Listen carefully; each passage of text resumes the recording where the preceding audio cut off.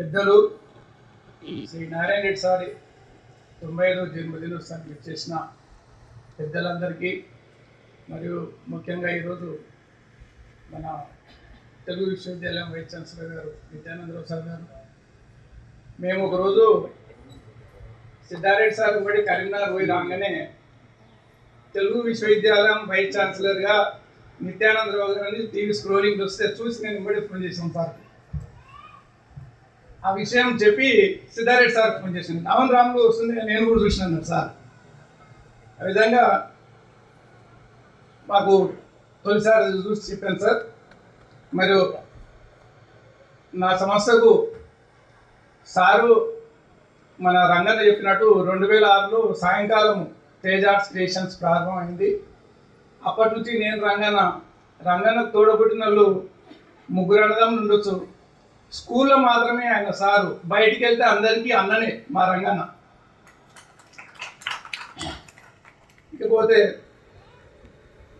చెప్పంగానే గత సంవత్సరం మన వీసీ గారు నేను వేరే కార్యక్రమానికి వెళ్తున్న రాములు ఈ సంవత్సరం రాలేను, తదుపరి సంవత్సరం తప్పకుండా వస్తానని అని చెప్పేసి చెప్పంగానే ఒప్పుకొని వచ్చినందుకు చాలా నమస్కారం సార్. మరియు మన బర్నీ సార్ గారు, నేను గత సంవత్సరం నుంచి సార్ను దొరుకుని రావాలి, ఒక కార్యక్రమంలో సార్ ఉంటే నాకు బాగుంటుంది అని చెప్పేసి సార్ వెంబడి మేము రవీంద్ర భారతిలో కానీ చాలా కార్యక్రమంలో పాల్గొన్నాం, త్యాగరాజు కానీ.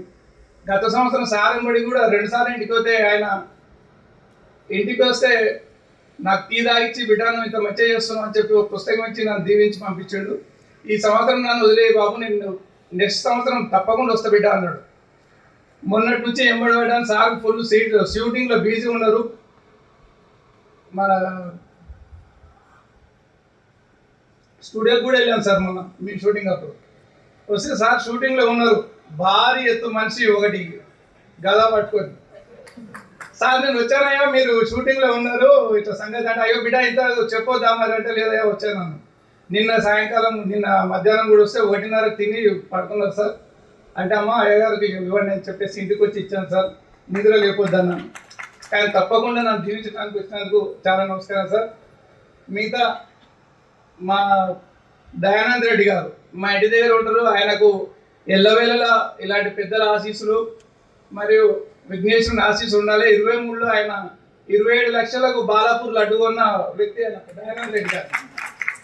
ఆయన ఇంకా 10 రెట్లు కొనాలని కూడా నేను చాలా సంతోషిస్తాను. నన్ను ఎన్నుదండగా ఉండి ఎప్పుడు కానీ రామనాన్న ఏ కార్యక్రమం చేస్తామని నన్ను ప్రోత్సహిస్తూ వస్తున్నారు మా దయానంద్ రెడ్డి గారు. ఇకపోతే మేడం ఎంత కూర్చున్నారు, నిహారిణ మేడం దాదాపు 20 ఏళ్ళ నుంచి 25 సంవత్సరాలు అవుతుందేమో. ఎప్పుడు పరిషత్తుకు వచ్చిన బాబు మాస్టర్లు సార్ ఉన్నారంటే, అమ్మ ఉన్నారు అంటే, నేను సారు దెబ్బ తాకినప్పుడు కూడా ఇట్లా కారుకు చేయి పట్టుకొని పోతుంటే కూడా, అబ్బా మీరు లాంటి వాళ్ళు నడిపిస్తున్నారయ్యా సార్ అంటే, లేదమ్మా ఆయన నీడలో మేమున్నామని చెప్పేవాళ్ళు నేను. అలాంటిది బన్నాయలే సార్ కానీ ఎక్కడికి పోయినా మాకు వరంగల్ పోయినప్పుడు కూడా సార్ వాళ్ళు, మసన్ చిన్నప్ప సారు, వీళ్ళందరూ పరిషత్లో ఒక మెంబర్షిప్ ఉండి ప్రతిసారి వచ్చినప్పుడు ఏమైనా గురువు గారి దగ్గర ఎట్లా ఉన్నాడు బాబు గురువు అంటే, బాగానే ఉన్నాడు సార్ అని చెప్పి ఇవన్నీ. కనుక వీళ్ళందరికీ మాధవి మేడం ఎంత కూర్చున్నారు, సూర్యన్న కూర్చున్నారు ఇంకా, వీళ్ళందరూ సార్ తోటి అనుబంధం ఉన్న వాళ్ళనే ఈ ఎంపికకు ముఖ్యంగా ఈ కార్యక్రమానికి వెనుక ఉన్న ఆయన సూత్రధారి, నేను పాత్రధారిని. మా రంగాన్ని మొత్తం ఏంది చెప్పేయాలంటే ఇది చేసేవాడు, ఈ నగరంలో మొత్తం నేను చూసుకుంటా, బయట మొత్తం ఆయన చూస్తాడు. మా రంగాన్ని లేనిది నేను ఈ కార్యక్రమం చేయనని కూడా చెప్పాను. 26 ఏళ్ల క్రితం కూడా ఆయన, సరిగ్గా 20 ఏళ్ల క్రితం ఇదే వేదిక మీద ఆయన తేజ్ ఆర్ట్స్ క్రియేషన్స్ ప్రారంభమైంది సార్. ఇకపోతే నారాయణ రెడ్డి సార్ వెంబడి మేము ఎప్పుడున్నా కూడా వచ్చేతోవలో ఏ కార్యక్రమానికి వచ్చినా, ఇవాళ ఆదివారం ఉంది కదా బిడ్డ వెళ్దామా వద్దా అనేవాడు ఒక్కొక్క సందర్భాన్ని బట్టి. అంటే దెబ్బ తాకిన తర్వాత కార్యక్రమం ఉంది కదా అంటే అందులో స్వార్థం నాకు కూడా ఉండేది. ఏమనంటే, సార్ కార్యక్రమం అనుకోకపోతే నేను ఇంటికి వెళ్ళిపోవచ్చని.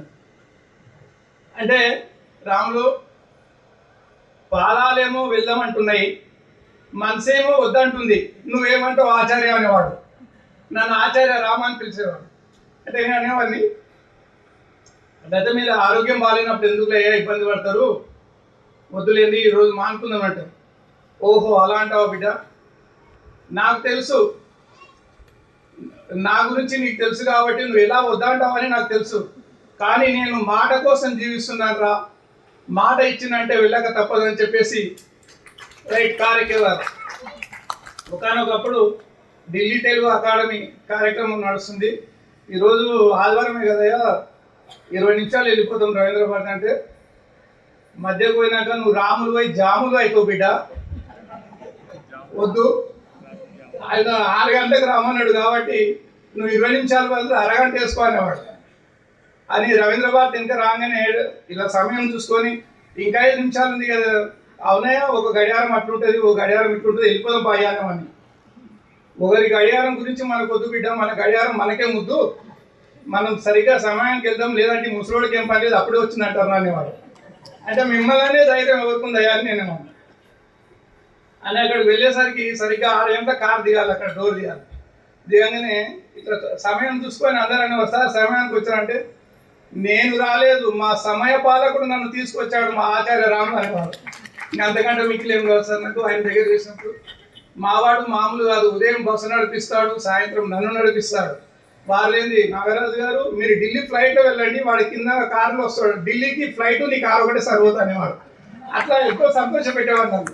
నేను ఎన్నడూ కూడా సార్ దగ్గర వేసినప్పుడు బాధ అనేది ఇప్పుడు చూస్తున్నా, ఇప్పుడు ఇంకా ఎక్కువైంది, కానీ అప్పుడు బస్సు నడిపించిపోయినా కూడా ఆయన